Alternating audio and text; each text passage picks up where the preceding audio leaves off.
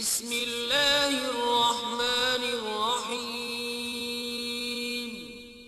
شروع اللہ کے نام سے جو بڑا مہربان نہایت رحم والا ہے۔ بسم اللہ والصلاة والسلام علی رسول اللہ وبعد۔ ناظرین محترم، اکثر لوگ یہ سوال کرتے ہیں کہ کسی کا انتقال ہو جانے کے بعد اس کی جانب سے تیسرے دن یا 7ویں دن یا 10ویں دن یا 12ویں دن یا 40ویں دن کھانا کھلانا یہ کیسا ہے؟ تو یاد رکھیں، میت کی جانب سے چاہے تیسرے دن ہو، 7ویں دن ہو یا 40ویں دن ہو، میت کے نام سے کھانا کھلانا جائز اور درست نہیں ہے، بلکہ یہ ناجائز اور حرام ہے، اس لیے کہ یہ عمل بدعت ہے۔ نبی کریم صلی اللہ علیہ وسلم کی موجودگی میں کئی صحابہ کرام اس دنیا سے رخصت ہوئے۔ آپ کے ازواج مطہرات میں سے حضرت خدیجہ رضی اللہ عنہا کا انتقال ہوا، اور بھی قریبی رشتہ داروں میں سے کئی لوگ اس دنیا سے رخصت ہوئے۔ نبی کریم صلی اللہ علیہ وسلم موجود تھے، لیکن کسی کے بھی انتقال پر اللہ کے نبی صلی اللہ علیہ وسلم نے کھانے کی دعوت کرنے کا حکم نہیں دیا اور نہ ہی آپ نے کیا۔ آپ کی اس دنیا سے جانے کے بعد آپ کے صحابہ کرام کی بڑی تعداد دنیا میں موجود تھی۔ صحابہ کرام نے کبھی بھی ایسا عمل انجام نہیں دیا اور نہ ہی کسی کو ایسا کرنے کا حکم دیا تھا۔ لہذا ایک مسلمان کے لیے سب سے بہتر وہی طریقہ اور وہی راستہ ہے جس راستے پر نبی کریم صلی اللہ علیہ وسلم اور آپ کے صحابہ ہمیں چھوڑ کر کے گئے ہیں۔ وہی راستہ، وہی منہج، وہی طریقہ، وہی انداز زندگی ہمارے لیے سب سے بہتر اور افضل ہے، لہذا ہم اسی طریقے کو اختیار کریں۔ دوسری بات یہ کہ آدمی دعوت کب کرتا ہے؟ آدمی دعوت کب کرتا ہے؟ لوگوں کو کب بلاتا ہے؟ آپ سب جانتے ہیں کہ جب انسان کو خوشی ہوتی ہے، انسان کو جب دلی طور پر مسرت ہوتی ہے، تو انسان لوگوں کو بلا کر کے دعوت کرتا ہے، ان کو کھلاتا ہے، ان کو دعوت پر بلاتا ہے۔ اور ہم سب جانتے ہیں کہ کسی کے گھر میں انتقال ہونا، کسی کے گھر کا، کسی فرد کا اس دنیا سے رخصت ہو جانا، یہ ان کے گھر والوں کے لیے خوشی کی بات نہیں ہے۔ وہ تو غم میں ڈوبے ہوئے ہیں، تکلیف کی شدت ہے، غمزدہ ہیں، وہ انسان دلی طور پر پژمردہ ہے، افسردہ ہیں، اور ہر اعتبار کے غم ان کے اندر لاحق ہیں۔ ایسے موقع پر انسان دعوت کیسے کھلائیں گے؟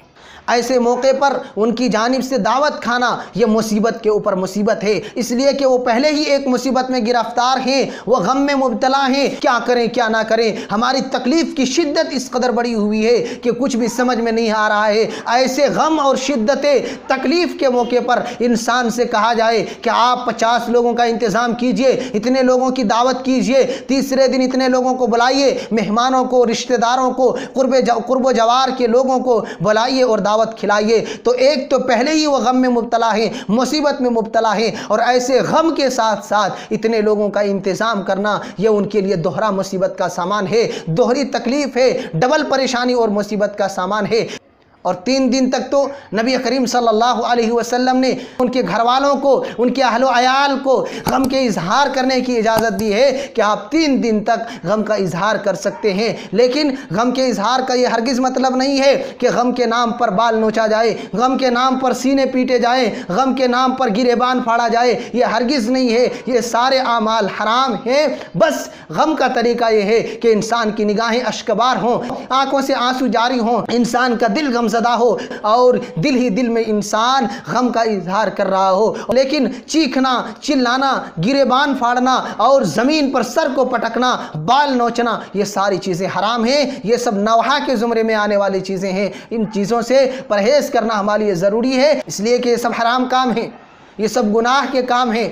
کہنے کا مطلب یہ ہے کہ 3 دن تک انسان کو یہ اجازت دی گئی ہے کہ ان کے اہل و عیال میں سے کسی کا انتقال ہو جائے تو 3 دن تک غم کا اظہار کرے، غم اور افسردگی کا اظہار کرے، لیکن کہیں بھی یہ نہیں ہے کہ ان کی جانب سے دعوت کا اہتمام کیا جائے، ان کی جانب سے دعوت لی جائے، لوگوں کو بلا کر کے کھانا کھلایا جائے۔ یاد رکھیں میرے بھائیوں، یاد رکھیں کہ تیسرے دن کھانے کا انتظام کرنا یا 40ویں دن میت کی جانب سے کھانے کا انتظام کرنا یہ حرام کام ہے، حرام عمل ہے، اس سے بچنا ایک مسلمان کے لیے لازم اور ضروری ہے۔ اس میں جو لوگ شرکت کرتے ہیں وہ بھی گناہ گار ہوں گے، اس لیے کہ حرام میں تعاون کرنا، حرام میں شریک ہونا بھی ہمارے لیے گناہ کا سبب ہے۔ اللہ رب العالمین نے کہا وَتَعَاوَنُوا عَلَى الْبِرِّ وَالتَّقْوَى وَلَا تَعَاوَنُوا عَلَى الْإِثْمِ وَالْعُدْوَانِ، کہ جہاں کہیں بھی نیکی کا کام ہو، بھلائی کا کام ہو، آپ حصہ لیں، اور حرام اور برائی اور گناہ کا کام ہو آپ اس میں حصہ نہ لیں۔ تو یہ گناہ کا کام ہے، اس میں جانے والا، اس دعوت میں شریک ہونے والا بھی گناہ گار ہوگا۔